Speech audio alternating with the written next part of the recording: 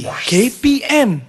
Assalamualaikum, salam sejahtera kepada semua yang menonton Road to Success SPM 2021 bersama saya Nisa K. Dalam pada bahagian musim perayaan pun kita tidak melupakan sesi pembelajaran dan ulang kaji untuk calon-calon SPM 2021 kita. Tetaplah kita menjaga SOP di mana saja kita berada dengan memakai pelitup muka di tempat awam, jaga penjarakan fizikal sekurang-kurangnya 1 meter, tangan tu cuci dengan kerap menggunakan air dan sabun serta gunakan gel pembasmi kuman untuk mensanitasi tangan anda. Baiklah, sebelum kita pergi kepada subjek dan siapa guru kita pada hari ini, Nisa nak tunjukkan kad ucapan yang sangat-sangat cantik, sangat-sangat menarik bersempena dengan kempen hashtag terima kasih cikgu yang kita terima di Didik TV. Nisa buka.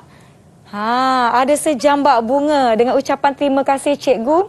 Ada yang ditulisnya a century plan is based on education, a grand plan for education is based on teachers. Hashtag terima kasih cikgu. Terima kasih kepada adik Ho Yu Yen 6H dari SJKC Fun UZ Johor Bahru. Terima kasih banyak-banyak kepada pengirim kad ucapan ini. Baiklah, berkata mengenai cikgu kita pada hari ini, agaknya siapa yang akan bersama-sama dengan kita? Kita tonton profil beliau. Jom kita tengok.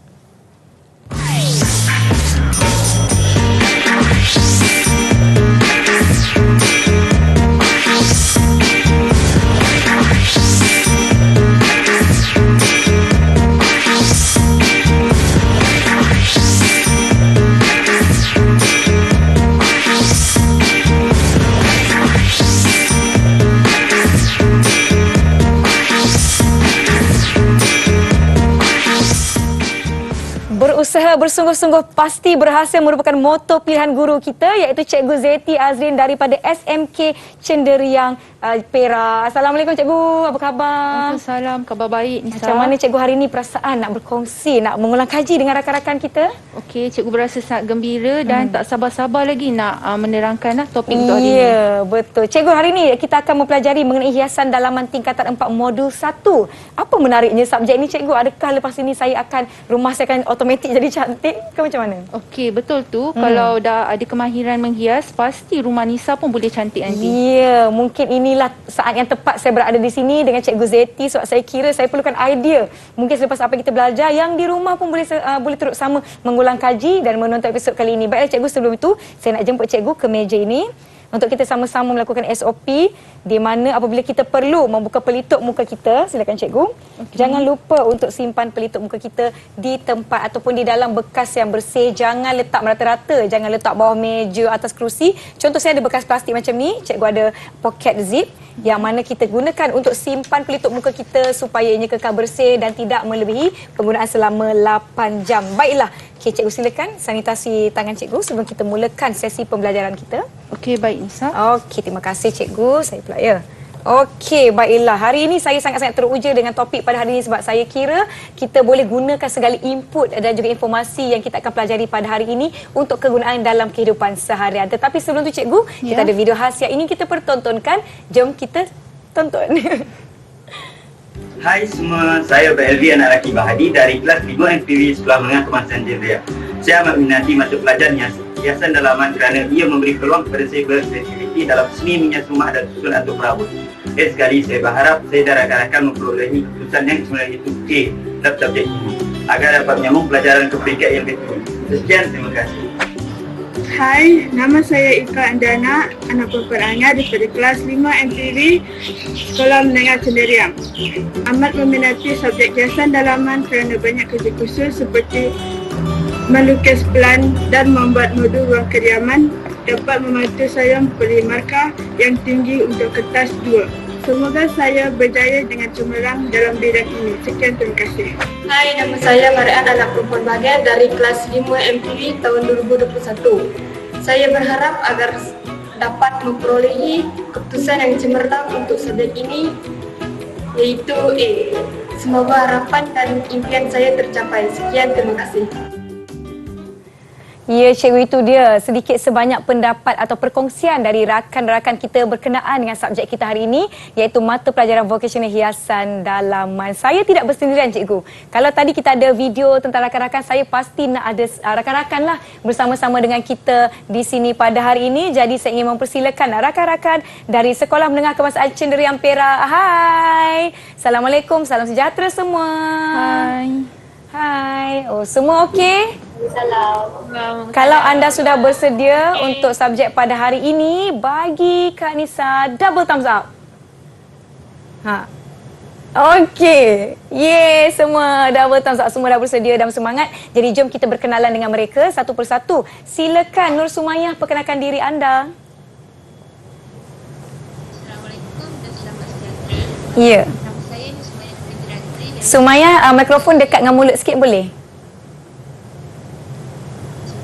Assalamualaikum dan selamat sejahtera. Nama saya Nur Sumayyah binti Razri dari Sekolah Menengah Kebangsaan Cenderia. PNDV adalah subjek kegemaran saya. Baik, itu subjek kegemaran. Kita tengok sekejap lagi. Kegemaran tak kegemaran, cikgu ya, kita tanya soalan. Baiklah, seterusnya Ivan, silakan. Kenalkan diri anda.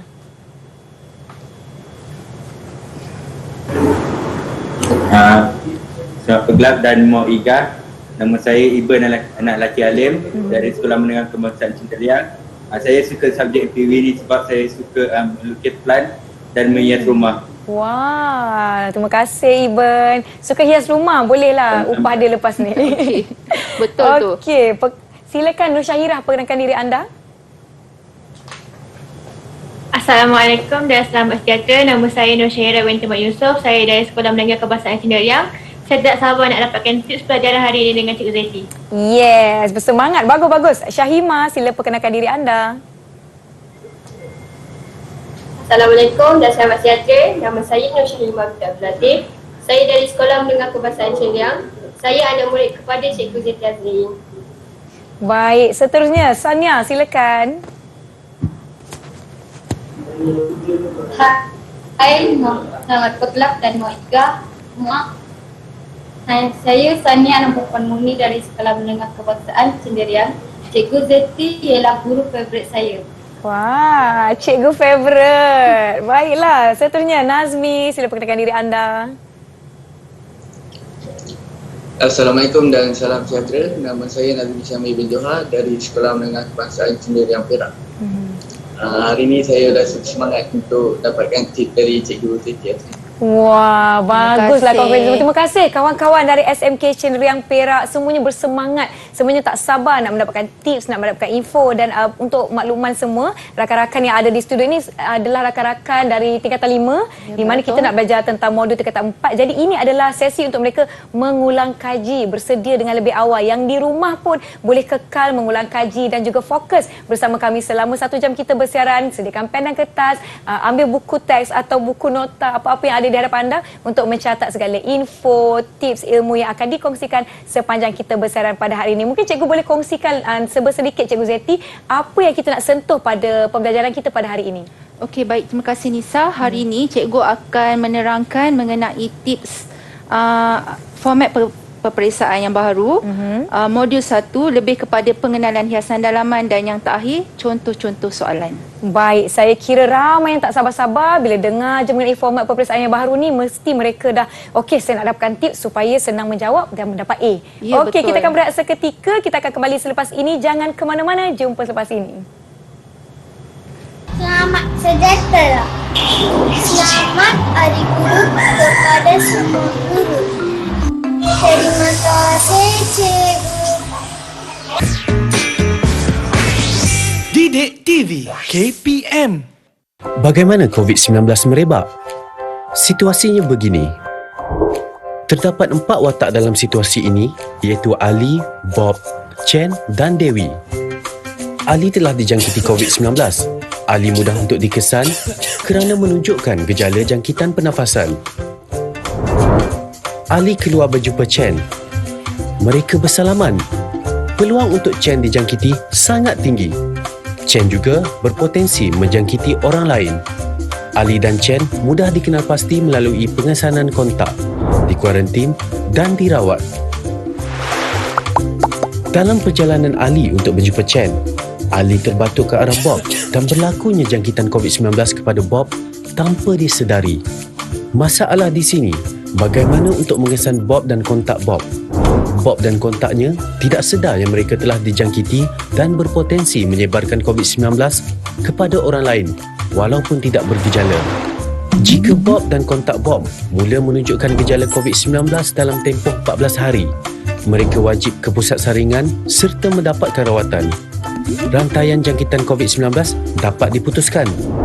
Dewi pula hanya duduk di rumah membeli barangan keperluan atas talian dan berkomunikasi dengan rakan melalui alat telekomunikasi. Jika Dewi keluar rumah dan tidak mengamalkan langkah-langkah pencegahan, Dewi juga mungkin mendapat jangkitan. Tempoh 14 hari merupakan inkubasi COVID-19. Langkah pencegahan yang boleh diambil adalah kerap cuci tangan dengan sabun dan air atau gunakan hand sanitizer. Jarakkan diri sekurang-kurangnya 1 meter daripada individu lain.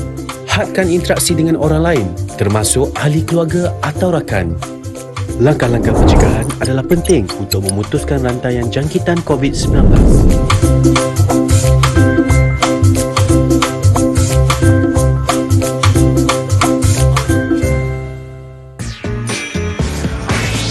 Didik TV KPM.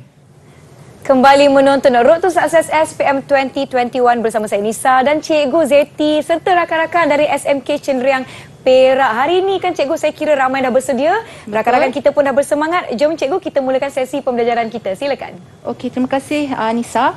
Okey, tanpa membuang masa lagi, Cikgu akan menerangkan hari ini mengenai modul 1 dan teknik menjawab soalan SPM 2021 kod kertas 7406/1 bagi mata pelajaran vocational hiasan dalaman. Okey, ini adalah profil ringkas cikgu.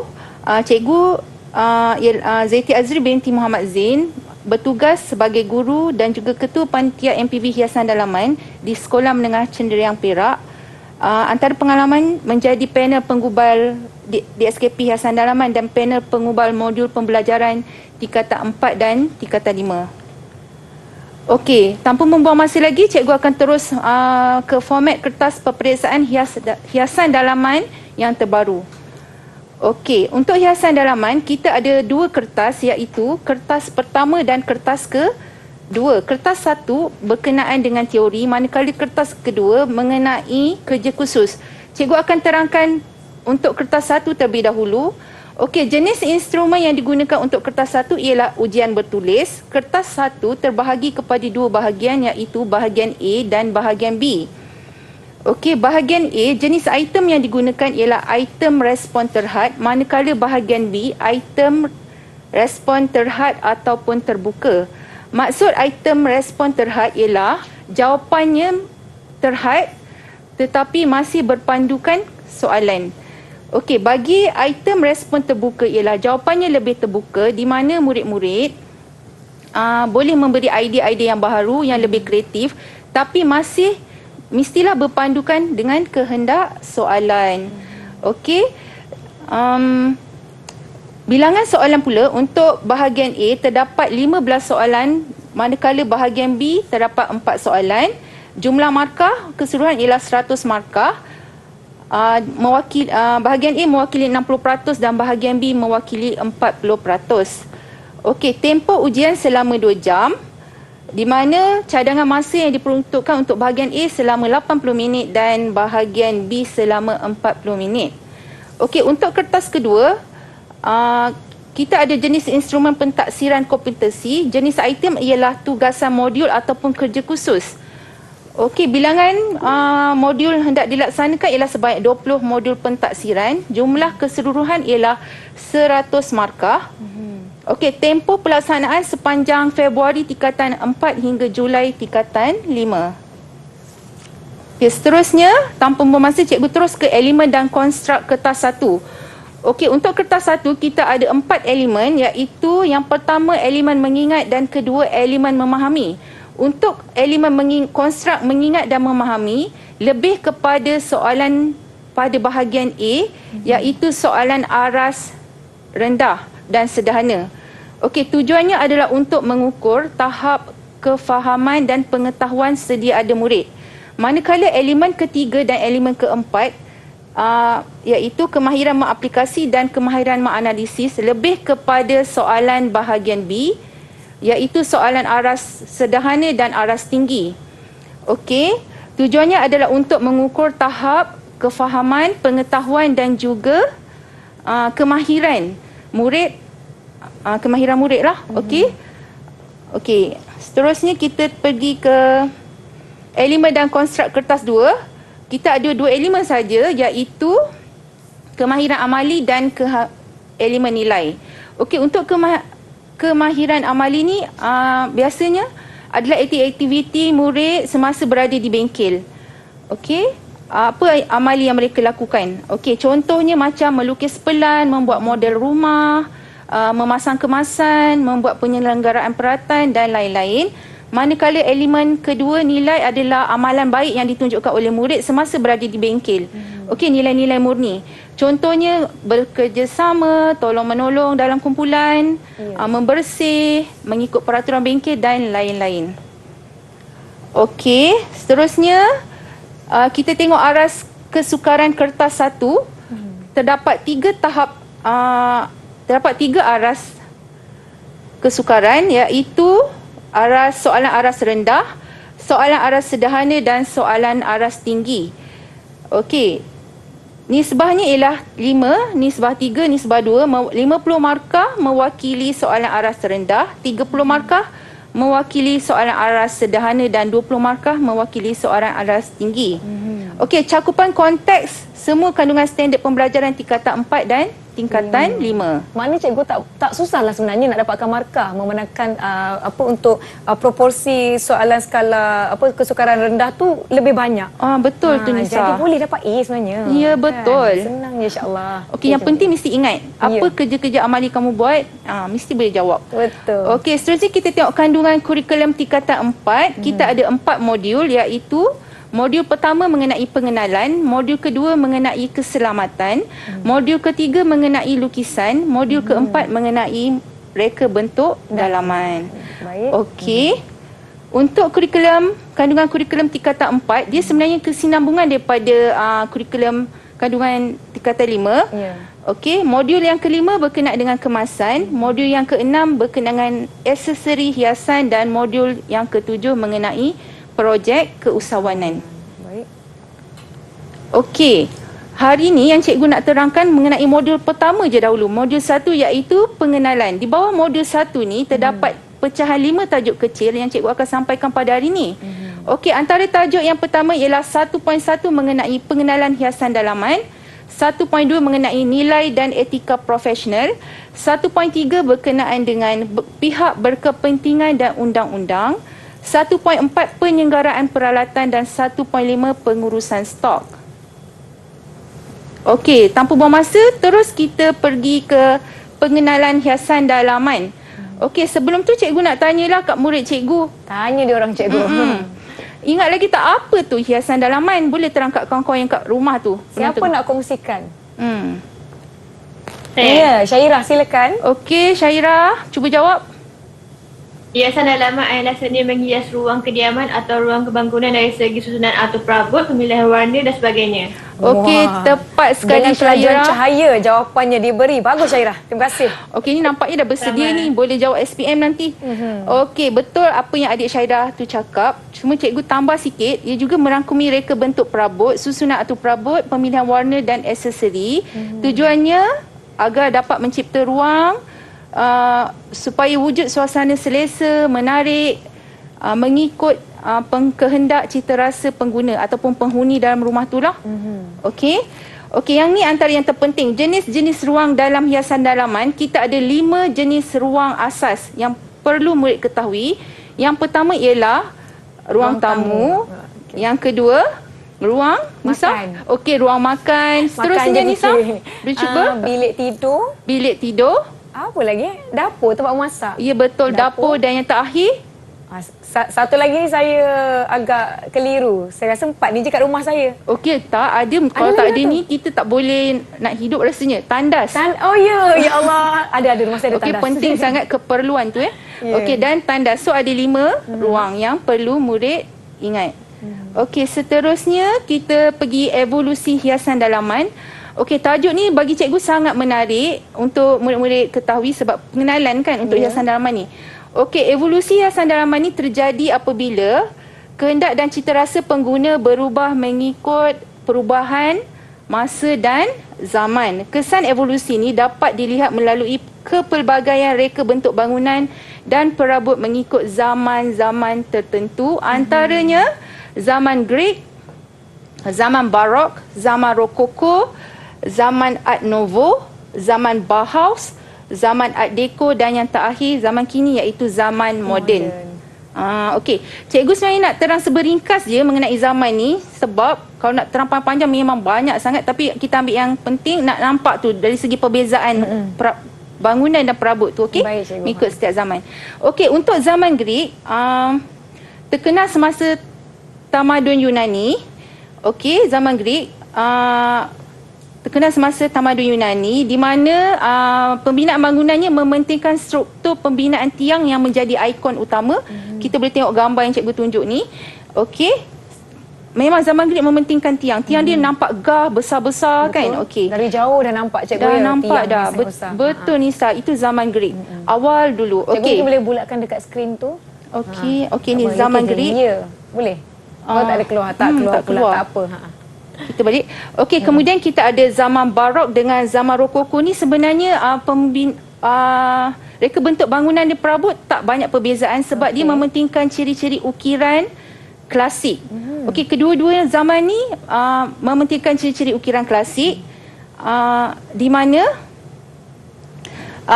dia juga banyak menggunakan warna-warna putih, warna gading dan juga untuk zaman Rokoko dia banyak dah masukkan unsur-unsur warna keemasan untuk kelihatan lebih mewah. Selain itu perabot ni juga banyak dihiasi dengan batu permata. Okey, kita boleh tengok dekat gambar ni. Gambar yang cikgu tunjuk ni, ini adalah antara zaman Barok dengan zaman Rokoko. Okey, nampak cuma Rokoko ni dia dah masuk dah warna-warna keemasan. Begitu juga dengan perabot zaman Rokoko. Okey, meja tu. Kalau boleh fokus saya sekarang rasa, kan. Perabot-perabot macam tu cikgu, kita dapat banyak lihat pengaruhnya dalam reka bentuk yang ada di kedai-kedai perabot kan, ukiran-ukiran, motif yang digunakan dan sebagainya. Baik. Ya, betul tu Nisa. Okey, seterusnya cikgu akan terangkan mengenai zaman Art Nouveau. Zaman Art Nouveau ni banyak menggunakan garisan-garisan yang melengkung, menjala. Okey, sebab dia banyak menggunakan daripada motif-motif flora iaitu bunga-bungaan dan tumbuhan semula jadi. Murid juga boleh tengok kerusi pada zaman Nouveau okey, yang warna biru tu. Okey, nampak dia macam melengkung-lengkung kan. Okey, begitu kalau zaman Bauhaus dia berbeza dengan zaman Nouveau sebab Nouveau tadi dia menggunakan garisan yang beralun-alun, melengkung. Untuk zaman Bauhaus dia menggunakan garisan-garisan lurus untuk reka bentuk perabotnya. Okey, dan begitu juga dengan bangunan dia. Okey, zaman Bauhaus juga banyak menggunakan warna-warna monokrom yang terdiri daripada warna hitam, kelabu dan juga putih. Okey, ini ada contoh perabot zaman Bauhaus. Nampak tak kerusi dia? Lurus je kaki dia. Okey, berbanding dengan zaman Nouveau tu kan, dia macam berlingkar-lingkar kan. Itu perbezaan zaman lah. Okey, seterusnya zaman Art Deco. Zaman Art Deco ni lebih kepada zaman Art Deco. Okey, zaman Art Deco lebih kepada reka bentuk bangunan dan perabotnya lebih mementingkan nilai estetik. Okey, dan glamour berbanding fungsi. Okey, banyak menggunakan elemen garisan-garisan zigzag iaitu bentuk yang tajam. Okey, warna dia juga terang. Okey, kalau zaman moden cikgu nak tanya pelajar cikgu kot-kot, zaman moden kan senang. Siapa nak cuba jawab untuk zaman moden? Nak terangkan seberingkas. Syahima, silakan Syahima. Okey, Syahima, silakan. Zaman moden ialah reka bentuk perabotnya lebih mementing daripada fungsi nilai kecantikan. Rekaan simple nampak menarik. Okey, sebenarnya untuk zaman moden lebih mementingkan teknologi. Tanya betul Syahima. Terima kasih. Lebih mementingkan bentuk reka bentuknya lebih mementingkan teknologi dan fungsi berbanding dengan nilai estetik. Nilai estetik kecantikan jatuh nombor 2 sebab rekanya nak beri keselesaan kepada pengguna. Okey, dia punya corak pula terdiri pada corak geometri yang simple, sangat minimalis dan ringkas lah. Okey, seterusnya kejaya dan prospek dalam bidang hiasan dalaman. Okey, antara kejayanya ialah perunding hiasan dalaman, pereka dalaman, penghias dalaman, kontraktor hiasan dalaman, pereka pameran dan tenaga kerja. Ini yang tadi Iben cakap cikgu dia nak jadi pereka hias dalaman ya Iben.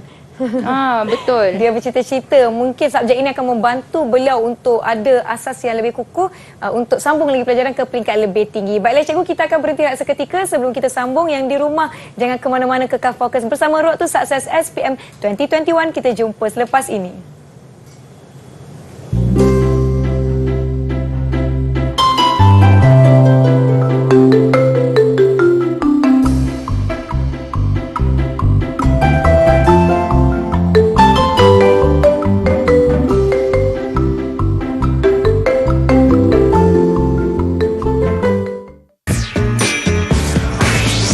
Didik TV KPM. Apa itu disinfeksi?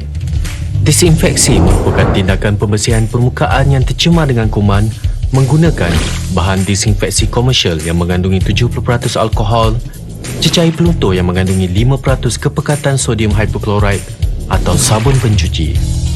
Permukaan yang kerap disentuh dan perlu dilakukan disinfeksi adalah tombol atau pemegang pintu, susur tangga, sinki, kepala paip, suis lampu, pemegang flash tandas, meja, butang lift, kerusi dan sofa. Alatan yang perlu disediakan termasuklah mop, baldi, kain lap, bahan disinfeksi komersial, air, botol penyembur, sarung tangan getah, penutup hidung dan mulut dan penyedut habuk. Terdapat pelbagai jenis bahan disinfeksi komersial dan penggunaannya adalah berpandukan kepada label pada botol. Contohnya, sukatan untuk cecair peluntur adalah 1 liter cecair peluntur ditambah dengan 9 liter air. Persediaan perlindungan diri sebelum memulakan disinfeksi. Cuci tangan dengan air dan sabun.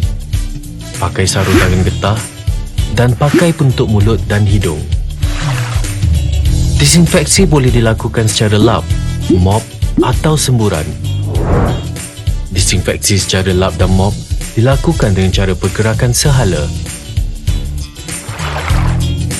Peringatan: pastikan anda tidak menambah bahan lain ke dalam cecair disinfeksi bagi mengelak tindak balas yang tidak diingini.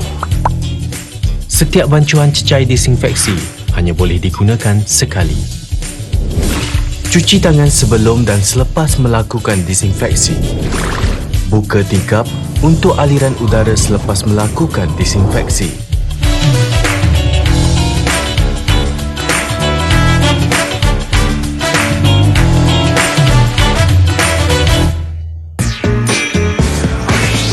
Didik TV KPM.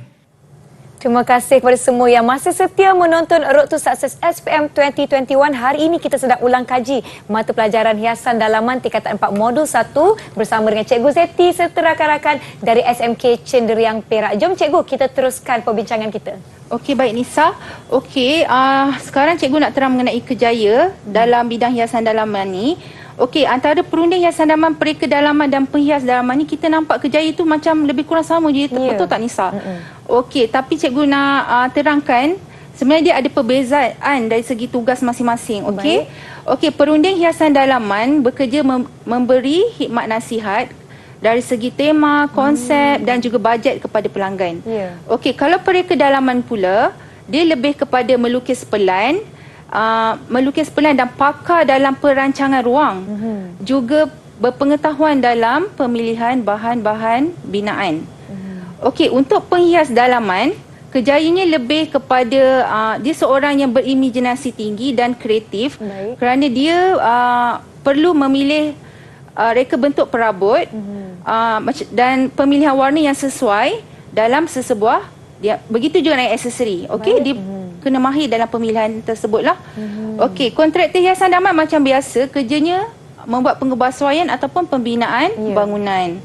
Okey, pereka pameran pula kerjanya menyediakan tempat pameran untuk mempamerkan barang-barang ataupun produk-produk daripada syarikat-syarikat tertentu ataupun kedai-kedai.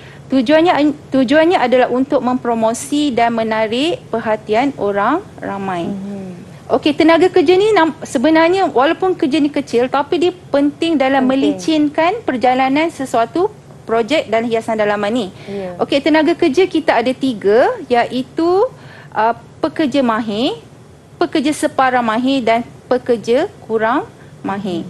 Okey, ada juga pihak yang lain terlibat, pelanggan, pembekal ni semua terlibatlah dalam bidang hiasan dalaman. Okey, cikgu akan masuk tajuk kecil yang kedua, nilai dan etika profesional dalam industri hiasan dalaman. Okey, untuk berkecimpung ataupun kerjaya dalam bidang ni, beberapa prinsip dan nilai murni perlu diamalkan. Okey, antaranya jujur dalam menentukan harga produk, kreativiti dan keaslian reka bentuk, tidak boleh meniru ataupun menciplak hasil karya orang lain lah. Okey, ciptaannya pula,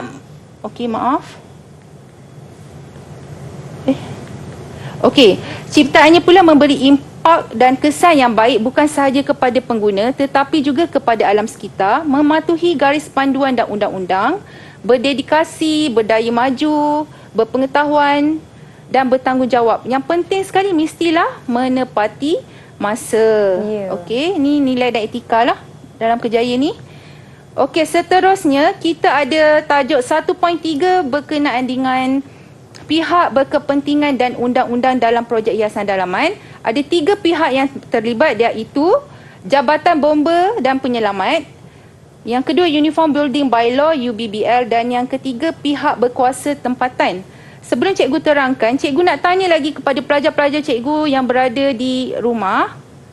Okey, agak-agaknya lah kenapalah Jabatan Bomba dan Penyelamat ni pun terlibat dalam projek hiasan dalaman ni? Siapa nak cuba jawab? Siapa boleh kongsikan? Nisa pun tak tanya-tanya lah. Saya. Silakan Azmi. Bomba dan Penyelamat dia nak mereksa keadaan bangunan dalam menghadapi kebakaran. Dan menentukan peraturan dan undang-undang kecil bangunan. Okey, betul. Baik. Nazmi, tepat jawapan kamu. Dia bomba ni tugasnya ialah memeriksa kesediaan bangunan. Okey, sebab tak nak akan berlaku kebakaran dan kemalangan nyawa lah, kemalangan jiwa. Okey, Uniform Building Bylaw tugasnya ialah mengawal pembinaan bangunan daripada aspek kebakaran, kesihatan, keselamatan dan juga struktur bangunan. Okey, pihak berkuasa tempatan kita ada 3 pihak yang terlibat, antaranya Jabatan Perancangan, Jabatan Bangunan dan Jabatan Kejuruteraan. Okey, Jabatan Perancangan ni dia lebih kepada melukis pelan sempadan dan juga pelan landscape. Jabatan Bangunan lebih kepada pelan bangunan dan juga sijil kelayakan menduduki. Jabatan Kejuruteraan pula lebih kepada pelan tanah, iaitu pelan tanah, pelan jalan raya, pelan parit dan pelan lampu jalan. Okey murid-murid? Semua masih mengikuti? Masih mengikuti semua? Kalau masih mengikuti, double thumbs up. Okey, bagus. Bersemangat semua, bagus. Okey, jom cikgu. Okey, kita teruskan dengan tajuk 1.4 mengenai penyelenggaraan peralatan. Okey, cikgu nak tanya lagi lah dekat kamu. Mengenai penyelenggaraan peralatan ni, sebab ni kan topik yang masih tingkatan 4 kamu pelajari kan. Dah buat pernah menyelenggara pun peralatan tu. Siapa nak terangkan mengenai apa kebaikan kita melakukan penyelenggaraan peralatan? Siapa nak jawab? Saya. Silakan Iben. Untuk memastikan peralatan berfungsi dengan baik dan tiada gangguan semasa bekerja. Betul ke? Okey, betul Iben. Okey, itu salah satu kebaikan dia lah, membuat penyelenggaraan. Antara yang lain, kita juga dapat memelihara dan memanjangkan jangka hayat mesin, meningkatkan keupayaan, mengurangkan kerosakan, menjimatkan perbelanjaan, menjaminkan keselamatan pengguna dan mewujudkan suasana kerja yang kondusif. Okey, semua ni akan berjalan lancar lah kalau peralatan kita berada dalam keadaan baik. Ya. Okey, ada 3 kaedah penyelenggaraan yang murid-murid kena ingat, iaitu menyimpan, membersih dan juga meminyak. Okey, kita tengok jenis-jenis peralatan dulu ya. Okey, peralatan terbahagi kepada 2 kategori, iaitu jenis alatan tangan dan jenis mesin mudah alih. Okey, boleh tengok dekat skrin ni. Okey, contoh-contoh alatan tangan ada sesiku L, tukul Warrington, gergaji tangan dan sebagainya. Okey, jenis mesin mudah alih antaranya yang dekat skrin kita ada mesin pecanai, gergaji mudah alih. Okey, tempat penyimpanan dan penyusunan peralatan terdapat 3 kaedah ataupun cara tempat penyimpanan. Antaranya seperti dekat gambar yang cikgu tunjuk ni ialah kit peralatan ataupun toolbox, almari peralatan dan juga panel alatan tangan. Panel alatan tangan ni biasanya kita letakkan dekat dinding. Okey murid-murid, okey cikgu nak tanya, kalaulah kita tak ada tempat penyimpanan peralatan ni, apa yang akan terjadi dengan alat-alat ni? Siapa nak kongsikan? Siapa nak kongsikan? Siapa nak jawab? Siapa nak cuba jawab? Sania? Boleh jawab Sania? Boleh dengar tak? Saya cikgu. Silakan Sania. Apa akan jadi kalau kita tak ada tempat penyimpanan yang baik untuk peralatan-peralatan kita? Peralatan akan berserepah dan kita boleh mengalami kecederaan. Ya, betul cikgu. Okey, betul Sania, Terima tepat kasih sekali. Sania. Cikgu thumbs up kat kamu. Okey, betul lah, peralatan kita akan berselerak. Lepas tu bila kita nak guna, kita akan tercari-cari kan dan menyusahkan. So kita mesti nak sesuatu dalam keadaan sistematik, barulah lancar je urusan kerja kita nanti. Betul. Okey, seterusnya tajuk terakhir untuk modul 1 hari ni. Ini tajuk terakhir, pengurusan stok. Okey, pengurusan stok. Cikgu nak tanya jugalah lagi. Takut kamu tu tengah betul ke fokus dekat cikgu sekarang ni? Jom cikgu kita tanya mereka. Okey, apa tu stok? Siapa nak jawab? Siapa nak jawab? Stok tu apa ya? Sumaya, silakan Sumaya. Untuk menampung bekalan barang-barang agar sentiasa mencukupi apabila hendak digunakan. Okey, stok tu ialah barang-barang. Okey, betul Sumaya. Terima kasih. Tepat jawapan kamu. Okey, stok ialah barang bekalan barang yang disimpan oleh peniaga di dalam stok untuk menampung permintaan pelanggan. Okey. Tujuan pengurusan stok untuk memastikan keperluan mencukupi bila hendak digunakan. Okey, lepas tu penjimatan ruang simpanan, stok yang tidak bergerak atau tamat tempoh dapat dikesan. Okey. Stok juga terbahagi kepada 2 jenis stok, iaitu stok gerak pantas dan stok gerak perlahan. Okey, apa tu stok gerak pantas? Cikgu akan terangkan dekat sini. Stok gerak pantas ialah bahan-bahan yang mempunyai jangka masanya pendek iaitu dia cepat rosak dan tidak boleh simpan terlalu lama. Okey, antara contoh bahan seperti simen, kan dia mudah mengeras, cat, shellac dan lain-lain. Okey, untuk stok gerak perlahan pula, jangka hayat dia panjang, tidak mudah rosak dan kita boleh juga simpan di dalam stor dalam kuantiti yang banyak sebab dia tahan lama kan? Okey, antara contoh bahannya seperti kertas dinding, bunga tiruan, aksesori, bidai dan lain-lain lah. Okey. Okey, itu untuk itu 5 tajuk kecil yang cikgu dah terangkan tadi. Sekarang cikgu harap murid-murid boleh bersedia dan kita akan masuk kepada item ataupun soalan. Contoh-contoh soalan, okey? Saya rasa mereka semua dah bersedia. Masing-masing pun setakat ini sepanjang kita dah ulang kaji topik 1.1 sampai 1.5 ni, nampak mereka bersedia dan dapat menjawab dengan baik cikgu. Jom cikgu kita uji Mari mereka kita tengok dengan soalan. Okey, kita tengok contoh item bahagian A, modul 1. Okey, cikgu baca soalan, nanti cikgu harap ada yang sudi nak menjawab lah. Okey. Nombor 1, berikut merupakan kategori ruang pada hiasan dalaman. A, ruang kediaman. B, ruang awam dan komersial. Padankan kategori ruang dalam hiasan dalaman dan penyataan ruang dengan menulis A atau B pada ruang yang disediakan. Siapa nak jawab? Siapa nak jawab pernyataan yang pertama? Silakan Okey. Syaira. Syaira boleh bacakan pernyataan yang pertama tu kemudian beri jawapan. Okey, Syaira. Menutupi ruang seperti ruang tamu, ruang makan, ruang kerja, bilik bacaan, bilik tidur, ruang dapur, bilik air dan anjung rumah. Kategori ruangnya A, ruang kediaman. Okey, kita tengok jawapan. Betul. Okey, betul Syaira. Okey, seterusnya. Siapa nak jawab untuk pernyataan yang kedua? Siapa agaknya? Kalau tak diangkat tangan, kita panggil. Okey, silakan Sania. Silakan Sania. Meliputi ruang seperti ruang pejabat, ruang restoran, ruang bank, bilik pameran dan lain-lain. Jawapan dia B, ruang awam dan komersial. Okey cikgu. Okey, kita tengok jawapan. Okey, Betul, betul. Tania. Sania. Okey, kalau betul untuk soalan ni kamu akan dapat dua markah. Okey, ini sebenarnya adalah soalan aras rendah ya. Ya. Okey, baik. Kita pergi seterusnya soalan yang nombor 2. Okey, cikgu bacakan. Berikut adalah 4 aspek asas dalam hiasan dalaman. Okey, ruang, peredaran udara, pencahayaan, perabot. Padankan pernyataan dengan aspek asas hiasan dalaman yang sesuai dan menulis jawapan yang tepat pada ruang yang disediakan. So, kamu kena baca pernyataan betul-betul dan padankan dengan aspek asas hiasan dalaman tadi. Okey, siapa nak cuba jawab untuk soalan ni? Pernyataan pertama, siapa nak cuba jawab? Saya. Nazmi, silakan Okey, Nazmi. Dapat dilihat dari aspek bentuk dan saiz, ruang perlu disesuaikan dengan penggunaannya untuk kelihatan lebih luas, ceria dan selesa. Hiasan dalaman yang baik dapat membuat sesuatu ruang kelihatan lebih besar.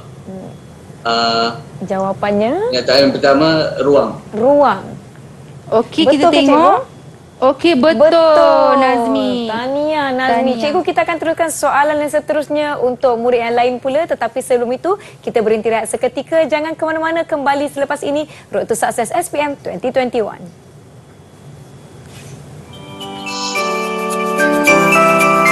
Selamat pagi, cikgu. Selamat pagi murid-murid. Setiap cikgu telah mengajar kami, membekalkan ilmu untuk masa depan. Dari ABCDE 1, 2 dan 3, hingga aku tahu baca dan kira. Tak terhingga pengorbananmu, hingga aku besar dan ku ingat selalu. Terima kasih padamu cikgu, jazamu akan ku kenang selalu. Tak pernah lelah tunduk adarku. Didik TV KPM. Kepentingan jarak sosial dalam pencegahan COVID-19. Jarak sosial merupakan satu cara yang berkesan untuk memutuskan rantaian penyebaran COVID-19. Bagaimana anda boleh melakukannya? Membuat pembelian atas talian seperti barang keperluan, makanan dan membuat pembayaran atas talian seperti bil, utility dan pinjaman bank. Jika terpaksa berurusan di luar, pastikan anda mengamalkan jarak sekurang-kurangnya 1 meter daripada individu lain seperti membeli makanan di restoran, mengisi minyak di stesen minyak, membuat urusan di ATM atau bank, membeli barang keperluan di pasar raya, menggunakan kemudahan pengangkutan awam, membeli ubat di farmasi. Jika membuat pembayaran di kaunter, guna pembayaran elektronik secara PayWave seperti kad kredit, kad debit dan e-wallet. Anda bosan? Lakukan aktiviti fizikal di rumah seperti melakukan regangan, berjalan sekitar rumah, berlari setempat, naik dan turun tangga, lompat tali dan berkebun. Jangan anjur atau hadir majlis sosial atau keagamaan seperti majlis hari jadi, majlis perkahwinan dan ceramah agama. Anda juga boleh berinteraksi dengan orang luar melalui aplikasi atas talian seperti Skype, WhatsApp, video call dan FaceTime. Letakkan tangan di dada sebagai tanda hormat dengan ucapan salam bagi menggantikan bersalaman dan bersentuhan. Jauh semeter namun kekalkan interaksi. Bersama-sama putuskan rantaian COVID-19.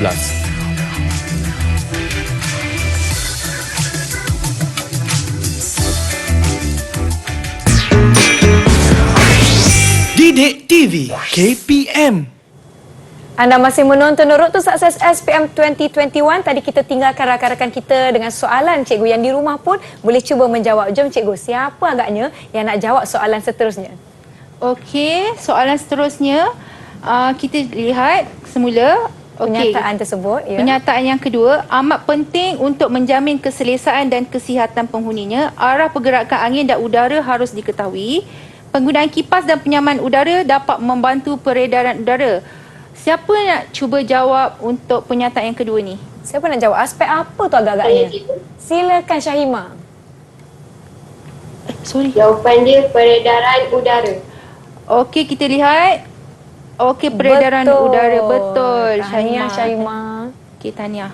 Okey, seterusnya pernyataan yang ketiga ni siapa nak tolong cikgu bacakan dan jawab? Siapa nak cuba yang ketiga? Saya. Silakan Sania. Dapat menimbulkan suasana yang ceria, tenang dan romantik, tingkap dan pintu antara elemen penting dalam percayaan. Percayaan dapat ditentukan oleh kedudukan dan saiz pintu serta tingkap, lampu dan penggunaan cermin. Jawapan ialah pencahayaan. Okey. Okey, betul Sania. Tahniah. Kita tengok jawapan dia. Baguslah betul. kawan-kawan kita ni cikgu semuanya betul-betul fokus dalam mengulang kaji ni. Betul tu. Okey, baik-baik. Cikgu harap yang dekat rumah pun sama fokus, okey? Ya. Okey, kalau betul untuk soalan ni kamu akan dapat 3 markah penuh. Okey, seterusnya soalan yang ketiga. Okey. Soalan ketiga, cikgu bacakan dulu soalan. Jadual 2 menunjukkan sebahagian pihak yang terlibat dalam industri hiasan dalaman tandakan betul pada pihak yang berkaitan dan dalam bidang hiasan dalaman dan salah pada ruang jawapan. Okey, dekat situ ada jadual pihak yang berkaitan dalam hiasan dalaman. Kontraktor hiasan dalaman, jawapannya siapa nak cuba? Jawapannya silakan Syaira. Betul. Betul. Okey, betul. Tahniah Syaira. Seterusnya Foreman, betul ke salah? Sumayya, silakan. Komen salah. Salah jawapannya cikgu, betul ke? Okey, kenapa salah? Ya, Sumayya, cikgu nak tahu juga Sumayya ni. cakap kuat sikit boleh. Kenapa agaknya jawapan tu salah? Salah sebab ia adalah ketua kumpulan semasa di bengkel. Sebab dia adalah Ketua kumpulan semasa di bengkel. ketua. Oh, ada sedikit masalah audio di situ ya. Mungkin kawan lain boleh tolong kenapa agaknya foreman tu jawapannya salah sebagai pihak yang berkaitan dalam hiasan dalaman. Ada yang nak bantu? Tak ada, tak nak cuba. Ada. Yang lain Cuba je bantu apa Sumayya tadi. Oh, tak. Okey, tak apalah kalau tak macam apa. tu cikgu terangkan format Ya. ialah ketua di dalam ketua kumpulan di dalam sesebuah bengkel lah. Oh, Okey, baik. so dia tak terlibat dengan hiasan dalaman lah ya. Okey, perunding hiasan dalaman. Siapa nak cuba jawab? Saya nak cuba jawab. Betul ke? Syahira lagi. Silakan. Saya. Perunding hiasan dalaman betul. Okey, betul. Tahniah, Syaira. Syahira kompetitif ya. Dia tak nak bagi kawan dia yang lain jawab. Saya nak jawab. Dia memang dekat kelas pun dia paling ceria dan aktif. Tapi baguslah boleh bimbing kawan-kawan. Baik. Betul. Okey, so markah penuh juga ialah 3 markah. Ini Tiga semua yang cikgu bagi ni soalan aras rendah dulu ya sebab dia masih modul yang pertama ni. Baik. Kan? Okey, seterusnya kita tengok soalan yang keempat. Okey, Rajah 2 menunjukkan gergaji tangan. Okey, ada gambar gergaji tangan dekat situ. Berdasarkan Rajah 2, tandakan right bagi penyataan langkah kerja penyelenggaraan gergaji tangan yang betul dan pangkah yang tidak berkaitan pada ruang jawapan. Okey, pernyataan langkah kerja penyelenggaraan ni so cikgu nak sebenarnya kata tugas kerja penyelenggaraan itu adalah kata kunci untuk soalan ni, okey? Okey, siapa yang boleh cuba jawab untuk soalan langkah penyelenggaraan Iben macam dah angkat tangan tadi cikgu. Oh, laju dia angkat tangan. Silakan Iben. Oh, Iben baru dengar suara dia. Ya. Membersih peralatan, betul. Betul. Memasang mata gergaji sehingga ketat, salah. Salah. Meminyak mata gergaji, betul. Okey. Menyusun dan menyimpan peralatan, betul. Mengetat mata gergaji menggunakan kunci takal, salah. Okey, kita itu tengok jawapannya. semua Okey, betul. Membersihkan peralatan, memasang mata gergaji, salah. Salah. Okay. Kenapa, Ben? Sebab dia dah siap, sudah siap dipasang kat kedai. Okey lah, gergaji memang kita tak perlu buka pasang mata ni kan memang dah sedia terpasang. Okey, tadi kamu cakap betul. Menyusun dan menyimpan peralatan, okey betul. Betul. Okey, mengetat mata gergaji menggunakan kunci takal. Salah. Sama lah juga, mana ada kita pasang kan. Iya, jadi betul jawapan Iben. Tahniah. Okey, tahniah Iben. Kalau betul ni kamu akan dapat 5 markah. 5 markah. Okey, seterusnya kita tengok soalan yang kelima. Okey, cikgu bacakan soalan terlebih dahulu. Jadual di bawah menunjukkan pernyataan kerja merekod stok. Tandakan right bagi pernyataan kerja yang betul dan pangkah yang salah pada ruang jawapan. Siapa nak cuba kali ni? Siapa nak cuba jawab? Sania nak cuba ke? Silakan Sania. Okey, jap. Sebelum tu Sania, sebelum tu ini adalah kerja merekod stok. Okey, dia punya kata kunci dia. So yang merekod stok je kamu kena membuat pilihan yang betul lah. Okey, cuba Sania. Silakan. Penyelenggaraan peralatan salah. Mengira kuantiti peralatan betul. Baik. Menulis bilangan peralatan betul. Menyatat peralatan yang rosak betul. Menyatat tarikh penggunaan peralatan betul. Betul ke cikgu? Okey, betul Tania. Cikgu pula lupa nak semak jawapan kamu. Okey, tadi betul. Betul dan betul. Betul, ya. 5 markah untuk Sania. Tania. Ya, betul. Okey, menyenggara peralatan ni dia bukan kerja aktiviti merekod stok. So memang terang-terang kat situ dia salah. Ya. Okey. Buat pengetahuan Nisa, anak murid saya Sania dan Eben ni adalah berbangsa asli. Tapi baguslah, aktif, pandai-pandai murid-murid cikgu semua. Okey, kita tengok soalan yang terakhir ya untuk modul 1. Okey, soalan yang terakhir. Berikut adalah stok bahan yang disimpan di dalam stok: kertas dinding, cat, shellac dan bidai. Kelaskan bahan itu dengan menulis jawapan pada petak yang disediakan. Okey, diberi stok ada gerak pantas dan gerak perlahan. So kamu kena kelaskanlah bahan yang diberi kat atas tu. Baik. Okey, siapa nak cuba untuk soalan ni? Siapa nak cuba jawab? Saya cikgu. Syahima, silakan Syahima. Okey, Syahima silakan. Stok gerak pantas yang pertama ialah cat. Cat. Dan yang kedua tulik. Okey, shellac. Stok gerak perlahan yang pertama ialah kertas dinding. Baik. Dan yang kedua bidai. Okey, betul. Betul. 4 markah untuk Syahima. 4 markah. Baguslah mereka ni dah bersedia nampaknya. Walaupun ada masa lagi untuk ulang kaji, jangan ambil, orang kata apa, ambil kesempatan lah. Jangan relax-relax sangat. Kita ulang kaji dari sekarang. Bagus. Okey. Seterusnya cikgu akan masuk soalan bahagian B. Baik cikgu, jom cikgu. Okey. Okey, contoh item bahagian B modul 1. Okey, ini sebenarnya contoh item aras sederhana ya. Baik. Okey, Raja 7 menunjukkan prosedur menyapu shellac. Okey, ada gambar Raja 7 kat situ, murid-murid boleh lihat. Aktiviti menyapu shellac. Nyatakan peralatan yang digunakan. Siapa boleh jawab? Peralatan apa tu? Silakan. Sumaya lah, Sumaya. Okey, Sumaya. Berus, dia kata. Betul ke cikgu? Okey, betul. Ini kalau salah memang kena cubit lah dengan cikgu kat kelas. Terang-terang dalam gambarnya. Betul. Okey, yang soalan B. Soalan B, nyatakan kaedah penyimpanan peralatan tersebut. Kaedah penyimpanan siapa nak jawab? Syahira lagi. Silakan Syahira. Saya. Almari peralatan. Okey, almari peralatan. Okey, kita tengok. Okey, tepat betul. sekali. Terima kasih. Betul. Okey, soalan C, huraikan 6 langkah kerja menyegara peralatan seperti pada jawapan A. Okey, untuk jawapan A tadi tu kamu dah jawab berus kan? So kamu kena ceritakan kaedah penyelenggaraan dia macam mana. Siapa nak cuba yang ni? Okey. Siapa nak cuba? Siapa? Nazmi nak cuba jawab ke? Nazmi boleh jawab, Nazmi? Terkejut dia. Okey, tak apa, yang rakan yang lain ada nak cuba? Syairah yang paling aktif tu. Silakan Syairah. Membersih berus. Ya. Okey. Merendam dengan Cik Tina. Baik.